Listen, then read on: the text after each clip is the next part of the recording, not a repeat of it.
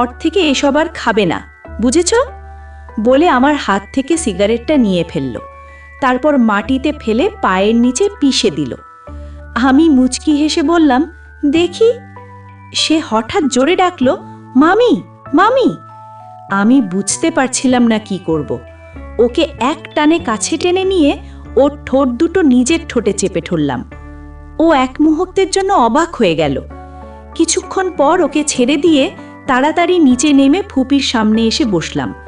ফুপি জিজ্ঞেস করলেন, আদিব, এখানে তোমার ভালো লাগছে তো? আমি স্বাভাবিক গলায় বললাম, ভালোই তো। ফুপি হালকা হেসে বললেন, ভালোর মতো কাজ করলে ভালোই লাগবে। ফুপির কথার মাথা মুন্ড কিছুই বুঝলাম না। এর কিছুক্ষণ পর দেখি উপর থেকে আদিবা ছাদ থেকে নেমে আসছে। আমার দিকে তাকাতেই ওর চোখ বড় বড় হয়ে গেল। তারপরও হাত দিয়ে ইশারা করতে লাগলো। আমি কিছুই ধরতে পারছিলাম না। হঠাৎ ওর ইশারায় ঠোঁটে হাত দিয়ে হাতে এনে দেখি আমার ঠোঁটে লিপস্টিক লেগে আছে। মানে আমি যা ভেবেছিলাম ঠিক তাই। এখন ফুপির ওই কথার মানে বুঝলাম। লজ্জায় আমি ওর দিকে তাকাতেই পারছিলাম না। আস্তে করে আবার ছাদে চলে গেলাম। গিয়ে ঠোঁট পরিষ্কার করলাম। মনে মনে ভাবলাম, ইস, ফুপি এখন আমায় কি ভাববে। রাতে খাবার বসেছি, তখনই ফুপি বললেন, আদিবা তো তোমাদের ভার্সিটিতেই ক্লাস নেয়, তাই না? মাথা নিচু করে শুধু বললাম। যে যার মতো করে রাতে ঘুমিয়ে পড়ল। ফুপি আমাকে আদিবার পাশের রুমে শুতে বললেন। আমিও সেখানে গিয়েই ঘুমালাম। সকালে ঘুম ভাঙতেই দেখি আদিবা আমার মাথায় হাত বুলিয়ে দিচ্ছে। আমাদের চোখাচোখি হতেই সে লজ্জা পেয়ে দ্রুত বলল, আম্মু বলেছে তাড়াতাড়ি রেডি হয়ে নিচে যেতে। এইটুকু বলেই সে দৌড়ে নিচে নেমে গেল।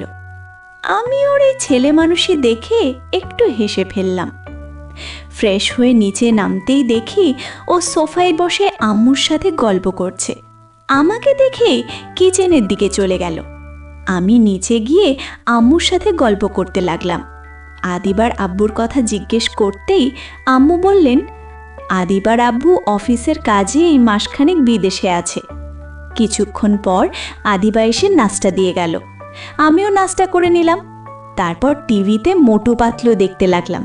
এটা আমার সবচেয়ে প্রিয় শো। হঠাৎ ফুপি এসে বললেন, আদিব, আদিবার সাথে একটু বাজারে যেত। আমি বললাম, একটু পর আদিবা রেডি হয়ে এলো। আমরা দুজন বেরিয়ে পড়লাম। আমি জিজ্ঞেস করলাম, কিসে যাব? সে হেসে বলল, রিকশায়। আমি বললাম, আমরা দুজন রিকশায় করে বাজারে পৌঁছে গেলাম। বাজারে আসার পথে আমাদের মধ্যে তেমন কথা হলো না। রিকশার ভাড়া দিয়ে একটা শপিং মলে ঢুকলাম। আমি জিজ্ঞেস করলাম, আজ ভার্সিটিতে গেলেন না যে? আদিবা শান্ত গলায় বলল, এমনি। তারপর কিছু জামা কাপড় কিনল। একটু পর আমরা দুজনে একটা রেস্টুরেন্টে নাস্তা করে বাসায় ফিরে এলাম। দুপুরে খেয়ে দিয়ে ঘুমিয়ে পড়েছিলাম। বিকেলে আদিবার ডাকে ঘুম ভাঙল। সে এসে বলল, আম্মু ডাকছে, তাড়াতাড়ি নিচে আয়। এ কথা বলেই চলে গেল। আর আমার মেজাজ চরমে গেল। এত সুন্দর ঘুমটা নষ্ট করে দিল। মনে মনে বললাম, ভাগ্যিস ও আমার ফুফাতো বোন, না হলে গালে কয়েকটা বসিয়ে দিতাম। ফ্রেশ হয়ে নিচে নামতেই ফুপি নাস্তা দিয়ে গেলেন।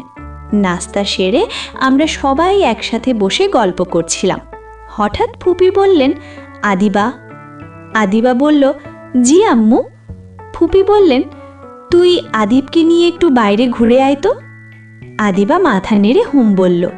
তারপর উপরে গিয়ে সাজুগুজু করে এলো। আমরা দুজন রিকশায় চড়ে ঘুরতে বের হলাম। রিকশায় আদিবার পাশে বসে কেমন যেন অস্বস্তি লাগছিল।